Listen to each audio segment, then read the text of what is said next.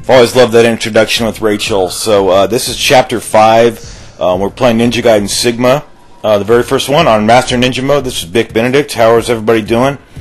This is Chapter 5, the Fiend Hunter, and I really just don't care for these stages. You know, with Rachel, she is a tank character, meaning that she has a lot of resiliency, but she moves around in a very clunky manner, and it's just not fun to play as her. I really don't enjoy playing as her whatsoever. So, you know, I'm kind of debating about whether even to talk about anything that's happening on screen. I will be doing the Fiend challenge on this stage, so perhaps that's an opportunity to talk about things. But I actually did that challenge pretty quickly. That move right there is done by where you rip a head off. Is you block and press triangle. You kind of like go toward the enemy. Press the block button and then hit triangle. So on Master Ninja Mode, some of the enemies that you slay, they take a couple of those hits to do. Some of the Fiends, they take 2 beheadings, so it's kind of ridiculous, but then again, this is on Master Ninja Mode, so it's acceptable. You want to head on over here, and this is kind of an optional fight. I guess it should be considered an optional fight, because you're going to have to come back here, and there's going to be some enemies. Yeah, I would definitely say that this is a mandatory fight. I mean, there's no way to get around this fight. But basically, the reason I don't want to be talking about stuff that's happening on screen is because mostly I'm just going to be wall spamming to win all these battles. So I got... The thing about Rachel is that the one good thing about Rachel is that the prices at the stores are a lot less, and that's pretty reasonable. And also, anything you get carries over to the other. You play as Rachel 3 times, and the second one is the most challenging. This one, there's not even a boss on this stage. The battle with what's that guy's name? I can't even remember his name right now. The creepy guy, the stalker dude. I'm drawing a blank on his name. I apologize. But here is a mandatory fight out here with some of these crab fiends, I guess you'd call them. They're the easiest versions of these guys. There are some iterations of these guys where they're a little more buffed out with heavier armor, and I think they're called pincer fiends or imps or something. I don't have the bestiary, so I can't consult all the enemy names. I apologize again. The Fiend Challenge, the only reason I do that, it's the only Fiend Challenge that I'm going to be doing as Rachel. The only reward you get for the Fiend Challenges are different hairstyles, and the reason I do the Fiend Challenge here is not to get the hairstyle, because I don't even give a shit about another hairstyle. I'm just trying to complete this game, not do this. You know, if it was funner, if there was some other kind of neat reward, I might do them. But the only reason I do it here is to get some money, so I don't have to end up grinding for money excessively on the next chapter with her, which is I think it's Chapter 8. So you have to do a lot of money grinding on that chapter to deal with the boss. And you may also be noticing that there's no Ninpo for use with her character. You have to earn the Ninpo usage, and that is performed in Chapter 8. And all you need to do is kill 1 nightmare to get the magic. It's pretty easy, actually. So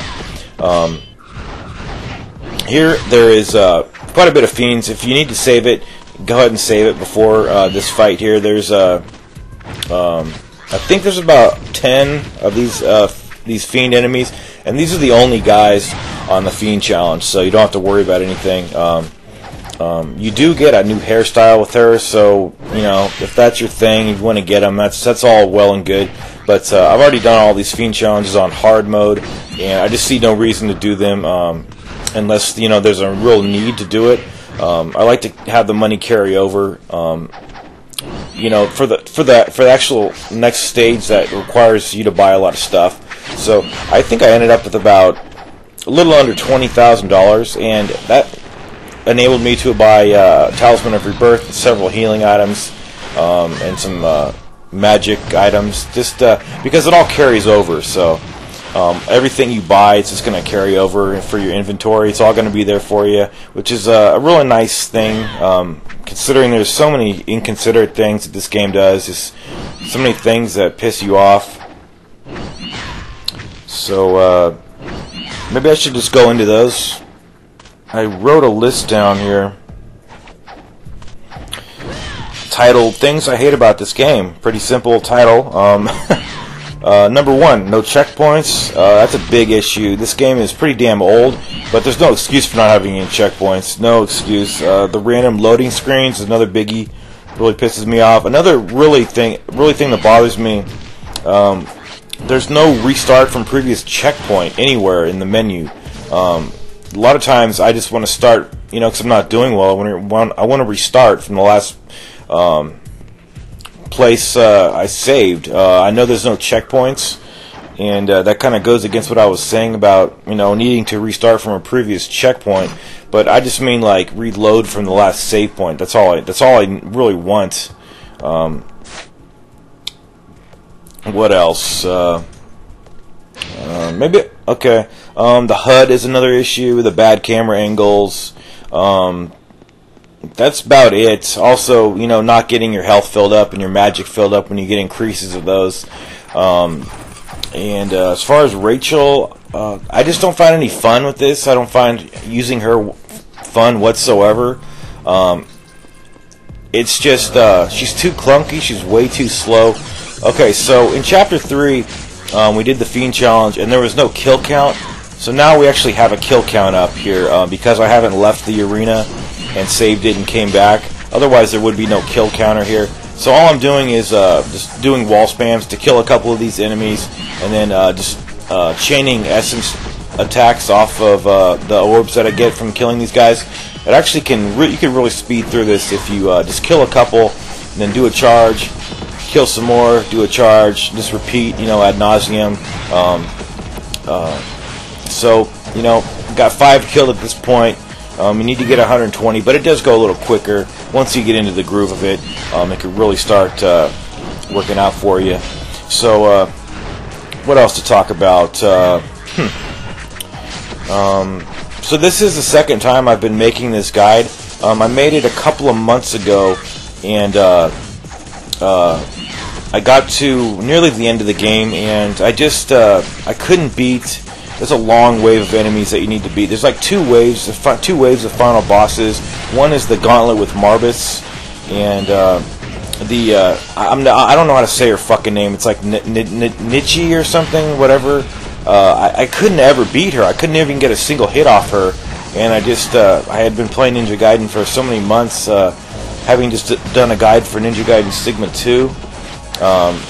Then I was playing this game, and it was just making me. I was feeling nausea in my stomach just from too much Ninja Gaiden. So the reason I'm coming back to this is because I had a couple months off. I was actually playing God of War for a while, and then I'm coming back to this game. It's a vendetta. It's a personal vendetta to clear this game on Master Ninja mode. I haven't done it yet, but I really hope to do so. I'm not going to delete any of these videos. Hopefully. No, I promise. I'm not going to delete it because I'm going to beat it. I'm just going to get into the mindset of, do or die, got a vendetta, and I'm just not going to play anything else until I take this game down. So that's where I am. I apologize for this cheap tactic here with this wall jumping, but it's the most effective thing to do. Let's see what else. Why do a guide for this game? It's so old. That's another issue. Well, I really don't care how old a game is, so long as it's good. This game is, for all its faults, it's a really quality game. I was kind of forced into replaying these games because Ninja Gaiden 3 came out and it was just an atrocity, and then I was actually replaying these games because I hadn't beat them on. I had only beat Ninja Gaiden Sigma 1 on. I had only beat Sigma 2 on. I hadn't even beat it on Mentor mode, or maybe I had. I probably had beat it on Mentor, but I hadn't beat it. I had never tackled Master Ninja. So what I did was I defeated Master Ninja on Ninja Gaiden Sigma 2, and it was a real ordeal. But it was that game was a lot easier than this game, though. A lot easier. After that, I came into this game and I played very hard mode, and didn't really know if I could do it, but I did do it, and now here I am playing Sigma 1 on Master Ninja difficulty. So this game is just really brutal. I've never really played a game this hard. It takes a lot of learning how to do this game. You know, anybody could play Ninja Gaiden 3 and just mash buttons. You know, there's no fucking fun in that. That game is...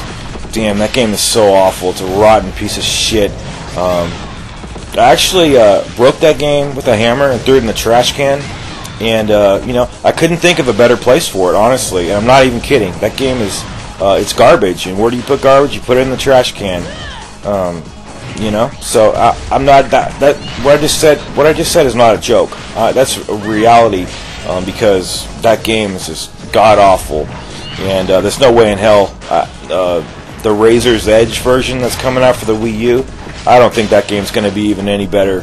It might be slightly better because there's Ayani now or whatever.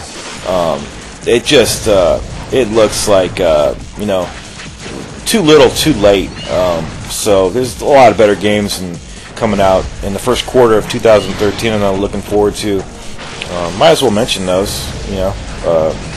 Let's see what we got. I believe that The Last of Us, that new game by from Naughty Dog that comes out on it says it's coming out in the day before 2013 starts, so it says it's coming out December 31st of this year. So definitely want to get my hands on that. That'll be the first game I start playing. And then a couple months later, February 5th, Dead Space 3 comes out. I'm really looking forward to that game. Metal Gear Rising comes out 2 weeks later, on the 19th of February. It's called Revengeance. I'm really looking forward to that.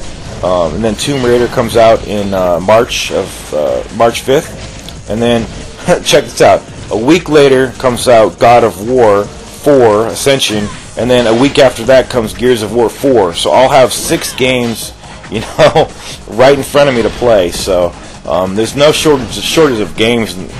A list like that, that's like more than a year's worth of games for me, because I really I play the hell out of a game, you know, at least twice. First on the second to hardest difficulty, and then the hardest difficulty. So I'm really looking forward to those titles. So okay, so now we just beat that challenge, and there's a treasure box with your hairstyle. I always just put the damn wig on to, you know, so right there, so I got more than 20,000. I got 27,000.